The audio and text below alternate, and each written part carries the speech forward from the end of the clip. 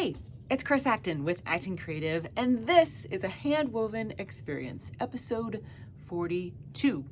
In this episode, we are going to talk all about the fabulous floating selvage. But in order to really do it justice, we're going to have to get a lot closer. Are you ready? Let's do it.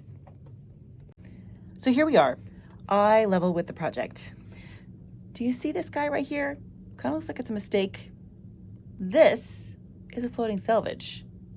I have one at each end of my warp here. And a floating selvage goes through a dent in the reed just like all your other warp yarns, but it doesn't go through a heddle. And what that means is that this yarn will stay this height throughout the entire project. It won't go up, it won't go down, it's not gonna move. That's the whole idea. See, when you're weaving a project, you want your weft yarns to go from end to end with each pass.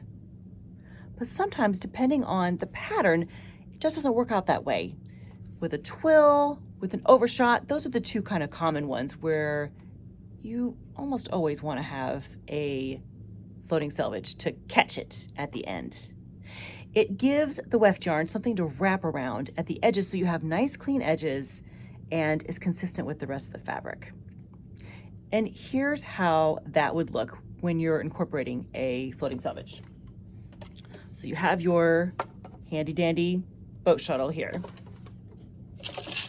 And you've done the next press so you've got the right shafts that are up. And see how it's now like right in the middle? The idea is that wherever you're starting, you want to go over that floating selvage and you want to go under the one at the other end. I'll pull my beater bar forward and I'll switch. So now I'm going to do the same thing from the other side. I'm going to go over this floating selvage. I'm going to go under this one. And that ensures that my weft yarn is constantly wrapping around the floating selvage, and then those yarns are going all the way to the edge, which will make your project come out nice and clean.